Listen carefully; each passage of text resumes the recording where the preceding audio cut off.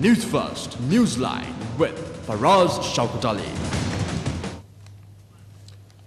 And a very good morning to you. This is Newsline, live as always from the Newsfirst studios in Dawson Street in Colombo. And on a remarkably wonderful morning here, it's lovely out there, nice and crisp. We've got an important message, and today is also, of course, Police Day. 152 years of celebrating the police's presence in Sri Lanka. And we've got special guests this morning for that. But in the meantime, I thought we'll start the day's proceedings with a message with what Cardinal Malcolm Ranjit said yesterday. And I thought it was particularly appropriate given this juncture of Sri Lanka's life. So let's listen up to Cardinal Malcolm Ranjit. අපිට ඕනේ අපේ රට ස්වාධීන විදේශීය බලවේගයන්ට යටත් නොවන. We want our country to be independent from foreign nations. We do not want to have an economy that is suppressed by other countries. We want the country to be a place where the dignity of human beings are protected. We want this country to be a place where the religious and traditional beliefs and practices of its citizens are protected. We want the country to be a beautiful place for the future generations. This is what we should try to achieve. I do not understand who should be responsible for achieving this. This is a question as to whether we can trust these people. The problem here is once someone comes into power, they do not want to let go of that power. They want to remain in power. Parliament is not a place for them to fight. We have to get together to develop this country. This is what should be done. If they are engaged in political quarrel, the country will be destroyed. That is certain, and no one will be able to stop it from happening. We will have to tell the people of this country that they should take the leadership in this. The governments can produce various ideas, but no one can lease out the country to other nations without the approval of the people of this country. We make trade agreements to receive the approval of the people. There should be a referendum regarding this trade agreement. When we grant power to a group, that does not mean that they own the country. They are caretakers and not the owners. The ownership of the country is with the people. The people own this country. Remember that. මේ රටේ අයිතිය තියෙන්නේ මේ රටේ ජනතාවට. අන්න ඒක මතක තියාගන්නට ඕනේ. And that was Cardinal Malcolm Ranjit making some very appropriate comments at the moment. When I say the moment, in this moment of time in the history of Sri Lanka. And this morning, of course, and some of what he says goes nicely with the fact that our guest this morning is DIG Ajith Rohana from the Sri Lanka Police. Very good morning to you, DIG. Very good morning, Faraz. And thank you very much for being here. 152 years of remarkable service. And on behalf of our group and everybody here at the group, our chairman and our board, and all our colleagues in the group, we want to say many congratulations on the work that you are doing. And of course, there is a lot to be done. But let's start off with this very important line that Cardinal Malcolm Ranjit said. He said, we want the country to be a place where the dignity of human beings are protected. So is the police department all about protection? What is the police department? Yes, thank you. Is it a department as well? I wanted to ask. Yes, thank you very much. And especially I would like to express my sincere appreciations to MTV, especially Newsline TV1, for giving this opportunity to Sri Lanka Police to explain our dedication, our history, and the challenges faced by Sri Lanka Police today, especially on the Police Day. We are celebrating 152nd Police Day today. As you said, Sri Lanka Police, is it a department or a force or an organization? So let me explain the history of Sri Lanka Police. Yeah. Actually, the Sri Lanka Police history goes back to the era of Dutch. The Dutch rulers, they initiated Sri Lanka Police force in 1659. So initially they had appointed paid guards to provide security at Colombo Fort area in 1659.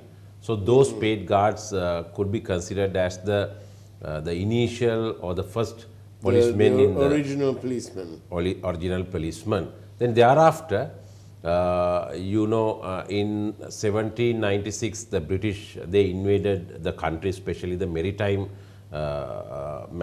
areas of the country, and they introduced a special proclamation in 1806. Right.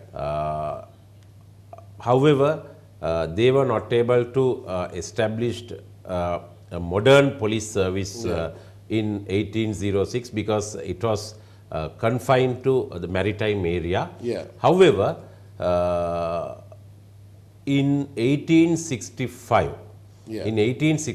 the British rulers, they enacted police ordinance, Act number 15 of 1865, and on the 3rd of September 1866, Sri Lankan Police Department was established. So that particular date, the 3rd of September, is considered as the police day. Now we have completed 152 years. The first IGP was GWR Campbell, and today we are celebrating the police day with the leadership of Mr. Pujit Jayasundara. He is the 34th IGP. 34th, I was going to ask you, how yes, which number is he? Yes, 34th IGP of the country. And let me answer your initial question. Whether police service, is it a department or a force or an organization? Yes, initially, I mean, by enacting the police ordinance, they introduced Sri Lanka Police Department in 1865. But after the 19th Amendment, in year 2016, 2 years back, the cabinet had given an approval. Now the Sri Lanka Police, then the name Sri Lanka Police Department, it has been changed. Now we are recognized as Sri Lanka Police. It's not a department, Sri Lanka Police. I see. And after 152 years, how many police stations do we have here now? And what's the size of the force? At the moment, I mean, if we get the structure of Sri Lanka Police, we have two types of divisions, the functional divisions and territorial divisions. We have 42 territorial divisions, I mean, throughout the country. And in those 42 territorial divisions, we have 492 police stations at the moment. I see. And what's the strength of the police? Approximately 83,000 police officers, including STF personnel, and out of that, approximately 8,000 female officers also are in the Sri Lanka Police. Right. Now then, the STF, how strong are they? What 10,000. Are they specialists? Yes, because What are they special in? Yes. The Sri Lanka Police, in comparison to other police organizations in the world, so we had a special history. It was created during the war period, because all police organizations in the world, so their role is enforcing the law, upholding the law, preserving law and order, peace, all these things.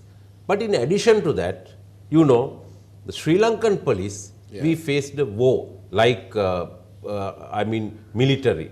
So we have sacrificed, our police officers, they have sacrificed their lives, and 2,954 police officers were killed by LTT terrorists during the period of from 1976 to 2009, and in addition to that, thousands of police officers have been disabled. And especially I would like to mention the first police officer or the first security forces officer who was killed by LTT terrorists is Police Constable Karunanidhi. He was assassinated by LTT terrorists on the 14th of February 1976 in Vadukkode area. So by killing him, they initiated or the commenced all these LTTE atrocities. And as you ask the STF, so STF is the paramilitary organization of Sri Lanka Police. So many police forces, they have this type of organization. So on one hand we need to enforce the law, but on the other hand we need to fight with sometimes the gangs or some organized groups or terrorist groups. So therefore I mean in 1982 STF was established. Now then, the police are, many people like to not like the police, and a lot of people, of course, hold the police in good stead. But always the questions are these: that the police are always arresting all sorts of people, all right? But they don't. Why aren't? I've got several questions here. One of them says, you say that the police is there to preserve the peace, right? That's very noble. But, DIG Rohana, when I say to you that when people are striking and causing chaos on the roads, I don't know whether they will change the minds of politicians and the people who make the decisions. But I know one thing, and I know the entire country will agree with me when I say this, that it's a complete nuisance when they block our day-to-day lives. Why aren't they being arrested? And what about these doctors, so on? They are essential services. They think they can go on strike at any old time. I think they ought to be arrested and kept in some different camp until they come back to their senses. People are dying. People come for, because of our country. They travel so long and many hours, and it's not fun to be, waiting. My colleague Bandula Jayasekara went to a private place, and there was so much of people there that he said that it was like being in a kukulkudu, and that's in a private place. But in government places, these doctors do that. So why aren't you arresting these doctors? Why aren't you arresting these people who are striking out there and causing trouble? There you go, two questions for you. The strikers and the doctors. Yes, it's a very, good question. Actually, this is the biggest problem in Sri Lanka. Sri Lanka police are facing. Because trade union actions, strikes, road picket campaigns, processions. So according to our constitution, actually the Article 14 of the constitution, so they have the freedom to conduct any type of peaceful demonstration, so it won't be an issue. So that is their right. But the problem is, once they come to the road, or if the protesters are blocking the road, or if they conduct processions in the road, then others' rights are restricted. Therefore, completely violated. Yes, the problem is this actually. The Sri Lanka police are playing a very big role in respect of this type of protest campaigns, because we need to respect the rights of the citizens that had been guaranteed by the constitution. But that small number of group of citizens are not respecting the rights of a greater majority of citizens. Exactly. So that is the problem. Let me answer. Now this public disorder management. So today I have written some articles to some newspapers also regarding this issue. The challenges faced by Sri Lanka police at the moment, because one of the biggest challenges is this public disorder management. In other countries, so there are stakeholders. Once the protest campaign or the strike is conducted, all the stakeholders, they come, they discuss, get together, and they solve the problem. But here, let's say, especially we have the issues in respect of universities. So university students, they come to the road. Now there's another group. I want to know why the police are not arresting these Yes. people who are doing ragging. Yes. Ragging is now become completely out of control. Exactly. Why are you not arresting No, those some, fellas? I think in the, 2-3 days back, we have arrested some groups, ragging conducted in a higher education institution in Gampa area. So we have arrested, but we need complaints. Now, let me answer the question. Then if it is a problem or an issue of the higher education ministry, so they need to involve in the issue. Yeah. Now, if it is sometimes, this railway Yeah. or the bus, Yeah. so they are conducting strikes, they are conducting protest campaigns. So every time, Yeah. finally, police are the scapegoat.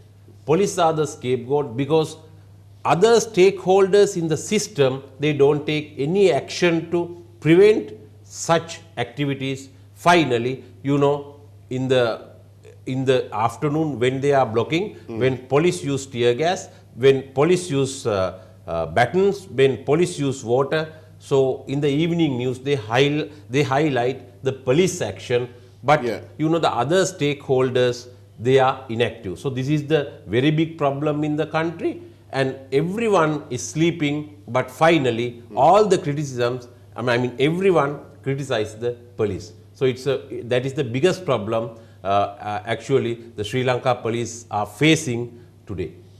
I have several questions from our listeners. One is this: why isn't the police charging bus drivers who break all the road rules? We know that you'll probably say that you do charge them, but believe me, DIG Rona, when I come from Mount Lavinia down here, I have seen at peak times when these blessed buses are not supposed to be in any other lane but on the left-hand lane, they cut up and they don't seem to have signals. I think we should make a rule and get them to remove all their signals because they don't use it, right? And then you just see the policemen just waving them along. But if I was to do that, well, I'll be calling some people to go and sort my driving license now. Well, why is that? Why are you giving special preference to these bus drivers? Why? It's a very, actually, being the DIG traffic and road safety. Oh, are you DIG traffic? Yes, yes. Well, there you are. I didn't even know that. It's a very good question to me, actually. Today, this morning also, when I was glancing the situation report, 7 deaths had occurred during the period of last, 24 hours. Right. Yesterday, day before yesterday, Yeah. 11 persons were killed in road traffic accidents. So, Yeah. yesterday, So 18 in 2 days. yeah, 18 in 2 days, 18 in 2 days. And regularly, 6 to 7 or the 7 to 8 persons are killed in road traffic accidents and 125 are injured in road traffic accidents.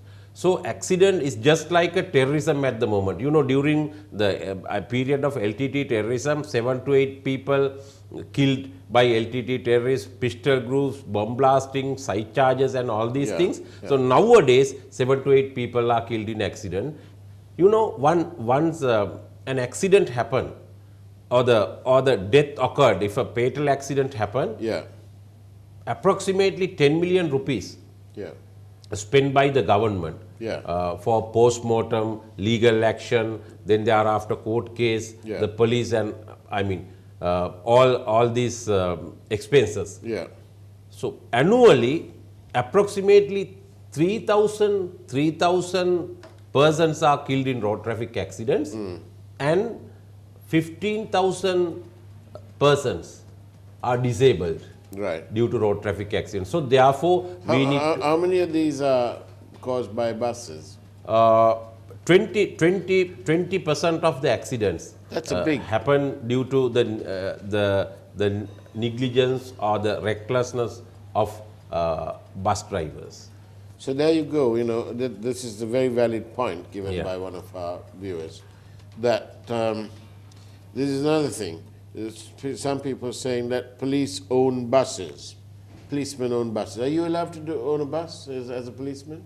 No, there are. I mean, sometimes I am not going to say that this particular saying is false. So some police officers sometimes. Yeah, but I'm just saying, under the rules of the police, are you allowed to do a business while you're a policeman? No. We are not able to do it. But sometimes if you are inherited something from your family, your father, your wife, or the father-in-law, yes. So it won't be an issue. But the thing is this. So anyone can own a bus. The problem is, the issue is, so they need to adhere with the road rules and the regulation. Right. So they cannot violate any road rule, any permit rules. So no one is above the law. So that is the concept. I want to ask you this. When we see our police officers giving protection to politicians and other high officials, sometimes we see that the role of that officer being reduced to an extended valet, like a butler, because he's carrying this or carrying that, or opening the gate and doing all sorts of other things, which I think is demeaning to the role of a police officer. No, actually, I don't think that. There are two types of, securities that we are providing for politicians or the VIP or VVIPs. They are personal security, and apart from that, the providing security at their, residences or office like that. So the police officers who are providing security at their houses or the office, so definitely they need to open up the gate and it should be done. But the other thing is, the personal security officers, not only the Sri Lankan police, but also all over the world. If he is a personal security officer, if he is going with the VIP or the VVIP, so he needs to carry the file and all these things. So that is the procedure. But apart from that, so if they are going to do some cleaning works and all these things, so it is prohibited, and it is not allowed at all. Right. So we are very clear that the police, they're not allowed to operate buses and so on. Yes, they themselves are not allowed to do it. Right. When the people are denied their rights to change the rotten governments they have no option but to take to the street. Many positive changes through public protest. Example, women's right to vote. Now, I don't know, that's just a statement here. Now, what I want to ask you is this. How far are we away currently with this hierarchy that you have right now in the police? How far are we away without political interference to getting a female IGP? All your colleagues. How far? It's a very good question, actually. So now, in comparison, 1/10 of our strength is a female cadre. So it's about 8,300 people. Yeah, 8,300 cadre. I don't think that there won't be an issue in respect of political interference. But the problem is this. So now we have 10 female superintendents of police. So I don't think. Who was the most senior? Was that Mrs. Diwakara? Yes, she was the most senior female police officer. Who was in the service. Now she has retired, and Is she still around? Yes. I think people are still frightened of her. Yes. It takes, let's say, 20 years time sometimes, 20 years, we can expect a female IGP in the country. Oh my goodness me, I won't be around then. 20 years, so 20 years away. Another one here, please clarify the law or rule regarding amber lights at color lights. This causes a lot of misunderstandings. What's the rule on the amber light on the traffic lights? No, yes, according to the Sri Lankan law, you know why all these rules and regulations have been, made every time in order to protect the pedestrians, in order to protect the road users, to avoid accidents, to avoid or the prevent traffic congestion. So, if somebody is violating these road signals or the road rules. What's the rule though? If it's amber light, but you've gone past it, what happens? So definitely, if the police officers are there, you will be detected and you have violated road rules. So what happens if you suddenly see you're right at the light and the amber light comes on, and if you smash your brakes on, you may cause the car behind you to crash into you, or is it better to go across? No, actually, you know, there are some exceptional circumstances. So if it is there, so definitely they are not detected. Right. But purposely, if they are trying to violate if that you rule, accelerate while it's on, then there's a problem. yes, then there is a problem. Otherwise, right. no problem at all. Now then, we have so many questions, but we'll have to do this one. The police are the public are the police. So said Sir Robert Peel. Now then, how difficult is it to live up to these Pelion concepts? Yes, so that is called Pelion Principle. Actually, you know, the Sir Robert Peel is the founder of this modern British stylish police force, which we have been inherited from the British rulers. In 1919, when Sir Robert Peel was reforming the British police, he said in that way, police are the public are the police. So without police, the public, they are not able to live, they don't have an existence, or they are not able to look after their welfare facilities without the police. And apart from that, without the support of the public, the police are not able to perform their duties. So this particular saying later, it has been converted as a principle, it was developed, and it is called Pelion Principle. So there is a very good question for us to ask. So this particular principle later in 1960s, this principle was reintroduced as a concept called community policing. Right. Community policing. We say Praja Police Sevya, community policing. So the whole world, all law enforcement agencies in the world now thinking of this. On one hand, we need to conduct, we need to perform, we need to uphold the rule of law of situation in the country, then conventional policing is required. What is conventional policing? Prosecuting, investigating, recording statement, detecting, all these things. So those actions are called conventional or the traditional policing. But apart from that, the other concept is, according to Pelion Principle, it was established, it is called community policing. The police should work with the community in order to eliminate crime and fear of crime. So this concept has been spread throughout the country at the moment. Actually, we are conducting many programs. Thank you. The media, of course, is is an essential component of the police service, because we can take the message out and so on.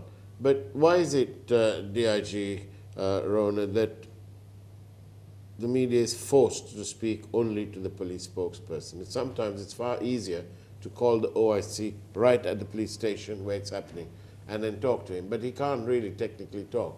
Or call the FCID and ask them what they're doing. But we can't. We just all be filtered. It's very, very frustrating. It is not confined to, only Sri Lanka police. So all over the world, if you take the Scotland Yard police or the British Metropolitan Police, so everywhere elsewhere there is a spokesman.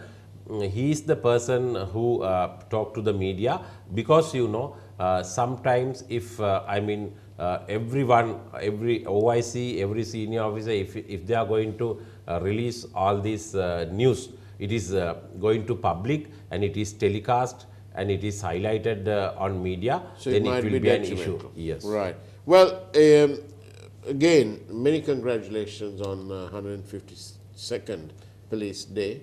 We look forward, of course, to And, working yes. closely with you all. And we thank you for coming on Newsline. And especially we invite all general public to attend the Police Day celebrations today. There is a function at police grounds, commence at 2:30. Honorable Prime Minister is attending as the chief guest for the ceremony. So we invite all our members of community policing committees to be participate in the event. So once again, thank you very much. Thank you very much, DIG Ajith Rohana, and that's the way it was on Newsline on Monday, the 3rd of September 2018.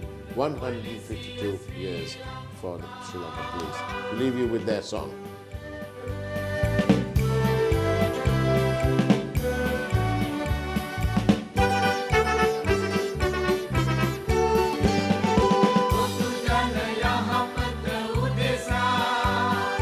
කැපකොට දිවියම නොලසා ඉවරේ වපුරන වෙහෙසා ලක්මව සනසනු පිණිසා විනය ජනලොව අභීත